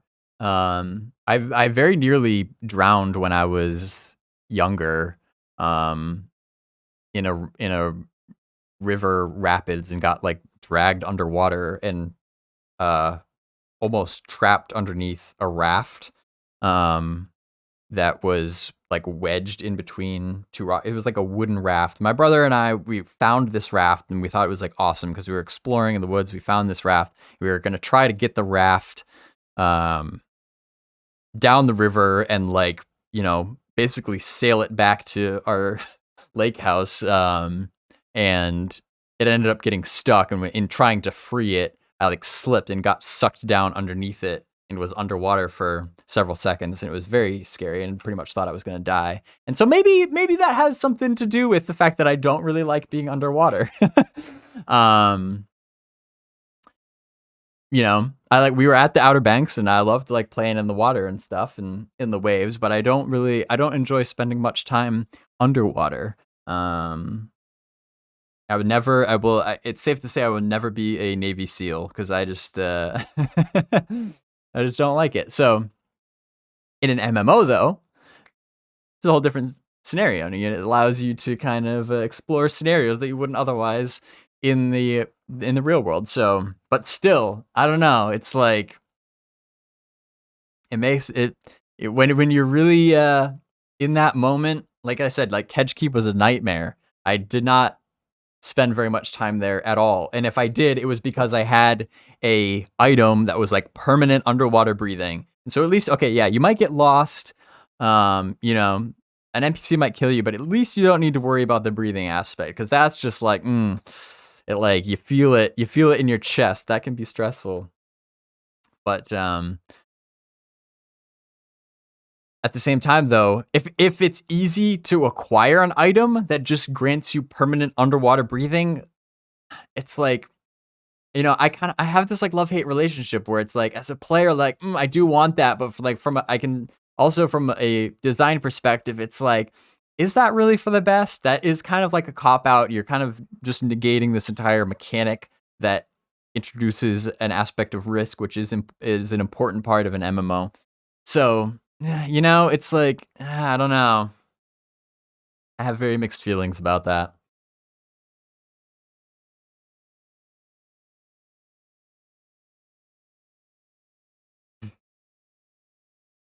Eldar says we already know Baz is not going to pick a Darkmere. It's true. As much as it would be nice to just get that underwater breathing and not have to worry about it, I'm not going to go. I'm not going to go Darkmere. Darkmere, their starting area is underwater.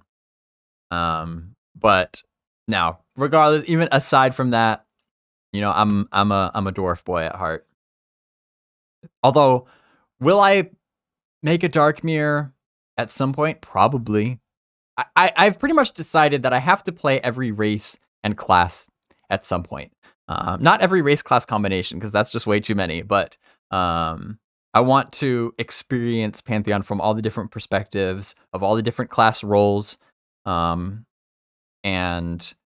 I think that I would recommend anybody do that, because I think it gives you a better understanding of the game as a whole, and especially in a game where where grouping is important and you know, you're interacting with other people of other roles.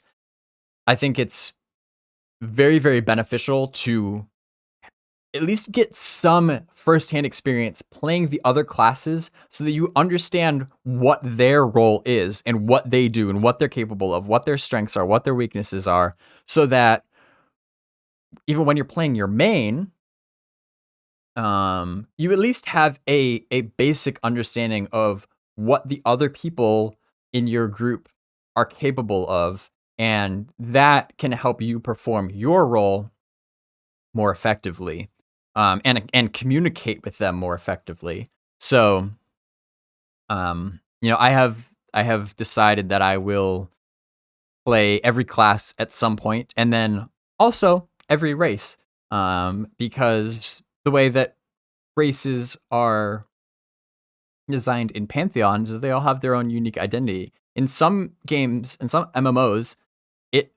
you know, your race choice is essentially just a cosmetic choice, and it doesn't matter. There'd be no point in seeing what it's like to play all the races, because they're all pretty much the same. Even if there are some minor differences here or there, you know, it just doesn't make enough of a difference. But in Pantheon, with each race having their own unique starting area, you know, I think it seems like it would be very beneficial to see what it's like in those parts of the world starting out at a low level, and you know, seeing what their early playing experience is like. What sort of you know, quests are they doing at low levels? What's their city like? What's it laid out? What are the factions like? And so, yeah, I think there's some valuable information that can be learned from that as well. Again, I'm all about trying to have as broad of a perspective as possible, and all taking that into account. So yes, at some point, and you can hold me to this, at some point, I will create a Darkmere. I don't know what class would my Darkmere be. I feel like I had on my phone, I had created a list. This was a long time ago. Let me see if I still have it on my phone. I created a list of like potential alts for Pantheon, like race class combinations that seemed interesting that I would want to like try at some point. Further down the line, like if I were to play every race in every class at some point, like how would I do that? How would those characters be? I know I have it on here somewhere. There we go. So, okay. I'm not gonna spoil my whole list, because I think it'll be fun to reveal that when the time actually comes where I can actually whether it be an alpha, beta, or launch or whatever, I actually stream this gameplay. Let's see what Dark Mirror. Dark Mirror Wizard. Dark Mirror Wizard could be cool. I have a Dark Mirror Wizard, and then even further down the line, Dark Mirror Bard. The Dark Mirror Bard. I have names picked out for almost all of these characters too, but I'm not going to tell you because I don't want you to steal my names, because I've got some genius names in here for all these different characters. Dark Mirror Bard. So obviously the Bard, this actually might not be as far in the future as I originally thought, because the narrative has always been that the Bard is not confirmed for launch, and it's more of like a stretch goal. And they'll get around to it if they can, but it's not guaranteed. But it seems like as time goes on, the general tone, especially from Joppa, who is the creative and programming producer, he seems to be very confident that the Bard will be in by launch, which also makes sense because the Bard is one of the crowd control classes that falls under that role, where it kind of makes sense where you'd need to have more than just the enchanter in that crowd control role. If they want crowd control to be as important as they claim, it would be a little bit unbalanced to tell people that, like, oh, well, if you want crowd control, it's always going to be an enchanter. So having at least the Bard, and then the Necromancer is also confirmed to be a class at some point. Whether it comes in at launch or not is a different story, but they have already said the Necromancer will be a class, and when it is a class, it will also fall under that crowd control role. So then at that point, you would have 3 classes under the crowd control archetype, which I think is fair. So, but Bard is coming first, and most likely before launch. And so Dark Mirror Bard, though, and specifically, I think would be a cool way to experience the Bard, like, and because it's kind of it's just kind of intriguing and unique if you think about it. You kind of have this like merman Bard, like I don't know, it just seems different. And when they first revealed that was a race class combination, this was in 2017, when they first revealed the original race class combination matrix. And they talked about the Dark Mirror Bard and admitting that, yeah, it might seem kind of weird. Also, it's like, okay, you're underwater? Like, how do you play like a lute or drums or something like underwater? Like, when you really start to think about it, it's like, okay, like, yeah, that could be cool, but also like, how does that work? Like, that's really kind of weird. I'm pulling up the original post here.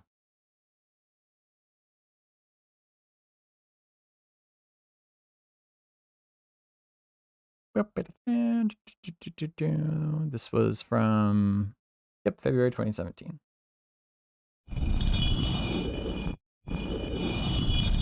Whoops. There we go. There we are. So this image has actually been removed. Now, okay. Join me on this rabbit trail because we're going back to the library. One of the newest parts of the library is this image gallery. Tons and tons and tons of images that have been released by Vision Realms throughout its development. We have a lot more on the way, but there's already hundreds of images here. And so I think it's under development art. It takes some time to load because there's so much. These are also organized by year, starting with the most recent. In each category, they're sorted in reverse chronological order. So if we go back to 2017, this post is from February 2017. We go back down, 2017, 2017, 2017.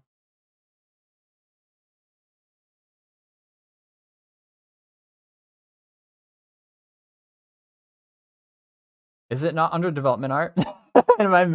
Is it promotion? Oh, it must be promotional material. Oh, come on, reload.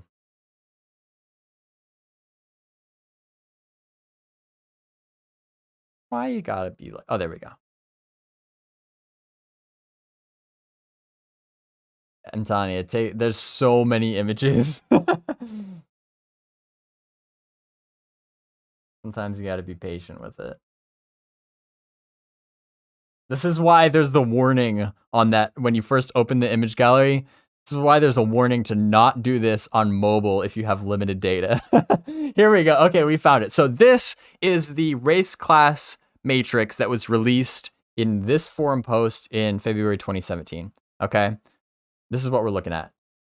This is slightly outdated though, because they have since released a updated race class matrix, which you can find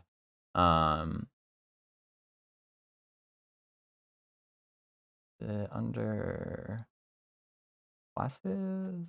There it is. Yeah. So if you compare these two, this was released much more recently, and if you compare these two, you'll see that there are some differences. But you'll notice that Darkmere Bard has been on there even since 2017. And so in this forum post, here they go, Darkmere Bards. It says, the Bard's abilities aren't limited to just buffing and uplifting their allies. Some of their songs will also demoralize foes or manifest sonic-based attacks.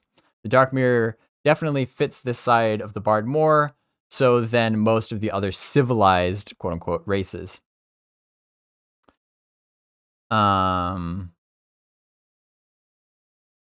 Paladin does equal Crusader. We felt the name might fully fit what we have in mind for the class. After all, we're going to run with Paladin. That's something different. Okay, Bard and Necro are not official launch classes, but we included them anyway as we are working hard on trying to make them launch classes. Please don't hate if we can't get them in time, though. I already talked about that. Oh, so this is, okay. This is actually what I was thinking of. This is more the lore side from Justin Estulame Gerhardt, who is the lead writer. Now, as we know, lore in Pantheon is really a huge driving force in a lot of the design decisions, particularly when it comes to the race class matrix. So there has to be a lore justification for each of these race class combinations. Each of the races, they have their own types of cultures. It's all built into the lore. It's all intertwined with the world. And so it has to make sense in the grand scheme of things for each of these race class combinations. And so going over here, when you start to think about, okay, well, even if from like a purely design perspective, if it made sense for Darkmere to be bards, again, because, you need to have certain amount of like available archetype classes in each role, that's one thing, but there has to be a lore justification for it, because you start to think like, okay, but again, how can they play like drums underwater? And that starts to kind of take you out of the immersion of the world. But so he says, while bards are traditionally known for their upbeat and jovial qualities in MMOs, we felt that the Darkmere presented a unique and authentic chance to broaden the scope of the class. Songs and melodies in our own world are not merely relegated to the happy side of life. As Sathos, who is Corla Fever, he was one of the game designers who's not with the team anymore, but at the time he was contributing to this conversation. He says, as Sathos first put it in one of our discussions, what about the mournful power of a dirge? We can thank Corla Fever for that. Because Justin goes on to say the idea was compelling, especially in the context of the Darkmere. A huge part of the culture was and is lamenting their history and remembering the excruciating moments after they came to Terminus. And then he goes on to quote, many say the cries of anguish loosed that day still linger in the murky waters, yet the fateful day of their arrival is marked by mourning, 1 week prior and 1 week after. Among the ceremony is a reading from the Day of Testimonies, a collection of witness accounts to the lamentable day, end quote. While the lore isn't explicit in this regard, in my mind, deep and mournful songs are as much a part of the ceremonies as the readings, which are dramatic and performed in front of the entire assembly. That aspect of weaving together the theatrical with the memorial also fits with a second answer as to why Darkmere can be bards. The storytelling theater of song. We felt it was too narrow to exclude a troubadour aspect of the bard. So, if you can't imagine a Darkmere being inherently joyful, can you imagine them pretending to be, and perhaps using that skill to their advantage? Can you imagine a wanderer from the sea who learns tales of other worlds and casts a spell of song over anyone who will listen? I can, and it only deepens the sorrow and mystery of the Darkmere. Now, as you know, I'm not a huge lore guy. I'm not as much of a lore buff as like Theric, for example. But still, this little bit has always kind of stuck with me, obviously, even after 5.5 years. And that, you almost kind of like a siren, almost in a way, is kind of what it makes me think of, in a way, where, you get these, kind of like merfolk people who are out on islands in the ocean and singing songs that kind of like lull you in, like a kind of like a crowd control. They kind of like mesmerize you a little bit, as the old stories go. So you have that, and then you have the lore of the Darkmere being, they're very like a bitter, kind of untrusting in a sense. That's a whole other discussion for another day as to like whether the Darkmere are evil. They're not really evil, but they're also, they're not particularly friendly because they've been they've gone through some trauma, and it's kind of like a good little philosophical analogy for, sometimes it's people who seem very mean aren't evil. They're just they're just disturbed. They're just sad. And I think that applies here. And but I think that kind of juxtaposition between the sadness and then the kind of like the joy of song and such is always kind of interesting to me. So there you have it. That will probably be my only Darkmere and my only bard. So there you have it. But anyway, going back to the library, I would definitely encourage you to spend some time browsing around this. The image gallery in particular, you could spend quite a bit of time just in this one part of the library.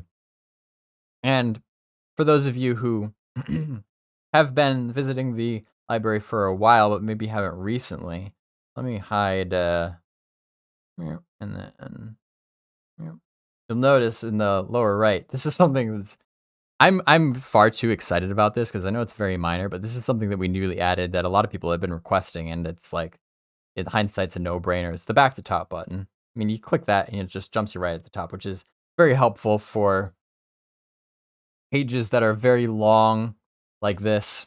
So you can navigate, like I said earlier, you can use these to jump between the different sections. So you can find whatever you're looking for if it's something specific like I was, or if you want to just scroll down and just kind of take a journey through time in the visual history of Pantheon, you could do that as well. So right now, these are all the images that have been released as individual standalone images by Visionary Realms. So whether it be something on like that they released on social media or whatever the case may be, we have taken those and put them into the library. That said, there are also a lot of images, like in the stream that we saw today, that that they release only in streams. So like all the concept art that they released in the stream for today, example, like you can go it's all in the Great Hall here. You can skip to all the different timestamps, but our long-term goal, which we are already working on, is to take, screen captures of that moment in that stream when they released like a still image, whether it be a screenshot or a concept art or anything like that in a stream. We're going to pull it out of the stream, make it its own image, and then put it into the image gallery here, which will, and there's tons more that are like that. So that will expand the image gallery even more. We have over 600 images in here now, and that will probably, by my estimates, I haven't done a count yet, but probably put it over 1,000 images in the image gallery. And so we are working on that. Just wanted to give you a heads up. And then then we have on top of all that, all the images that were released in the Kickstarter area. If you're interested in that, this isn't the only image gallery. This is everything during kind of the modern quote unquote period of Pantheon's development, which is 2015 to the current day. Anything before 2015 was a very different game.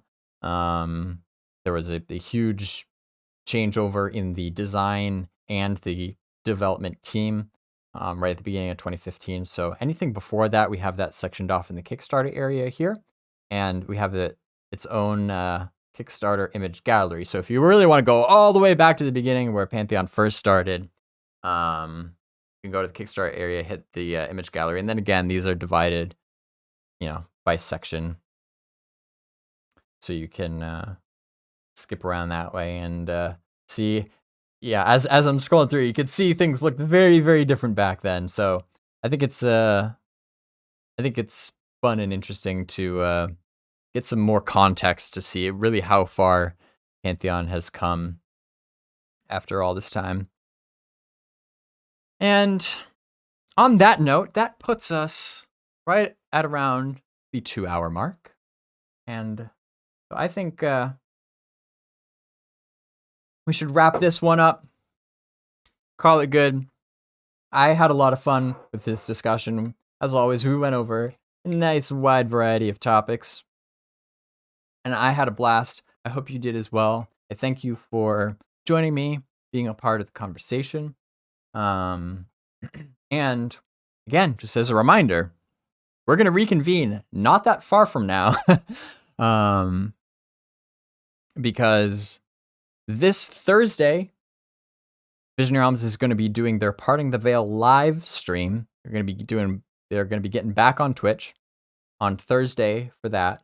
And then I will be doing my watch party on Friday. We're going to try to get back onto some sort of like normal schedule. Okay. Like I said, normally these dev streams are on Thursday, the second Thursday of the month, and then I do a watch party the day after. This month that got a little messed up. We're going to get back on track. And the Parting the Veil thing, that's all relatively new too. The first Parting the Veil live happened last month, and I missed that one as well. It's like, man, epic fail. But we're going to get on a regular schedule of 2 watch parties a month.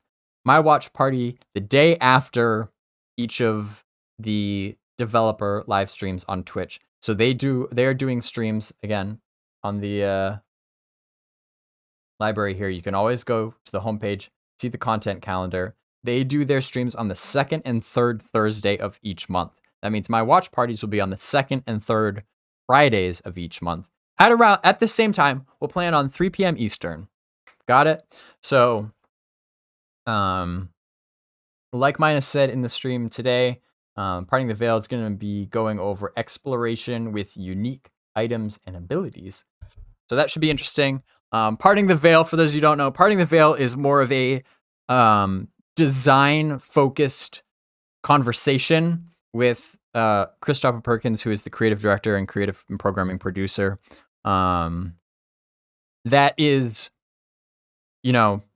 separate from the developer live stream, which we watched today, where that is more progress updates on what they're working on and showing, like, here's where our status is for world building in the Wellpond. Here's concept art for what we're working on next. Here's some updates on how our pre-alpha test went. So that's what these developer live streams are. And they tend to be, since they're kind of more focused on that, they tend to be a little bit shorter. And then you got the Parting the Veil, which we'll be doing this week on Thursday for them, Friday for me. That will be more of like a design, a design focused discussion, and which is important to note because what they talk about in Parting the Veil Live is not necessarily what they're working on at that time. That was a little bit of a discussion that came up last month when they were talking about mounts and like the taming system and such, where they have, fleshed out lengthy design documents and are very confident in how they're going to move forward with that system. And it's important, and really just the topic of travel in general. It's a very hot topic, and so they're trying to provide some more solid answers to how they're going to be handling hot topics like that. But just because they have finalized the design document for that system does not mean that they're working on it currently, or even will be working on it anytime soon. The things that I showed you on the alpha tracker there, those are the things that they are working on currently and will be working on until they reach alpha. So kind of an important distinction there to keep in mind as we take that all in. But still, obviously, again, design, very fun to talk about. If you are only interested in like what they're working on right now, that's totally cool. You may only want to tune into the developer live stream where they actually, show their progress. Parting the Veil, it's more talk, it's conversation, it's a discussion, but it should still be very interesting, very fun. And I'm looking forward to it. I hope you are as well. I hope you will join me on Friday at 3 p.m. Eastern for that watch party. It'll be my first time doing a watch party for Parting the Veil Live. So I hope to see you then. In the meantime, everybody, please stay safe, have a great day, stay curious, and adventure on.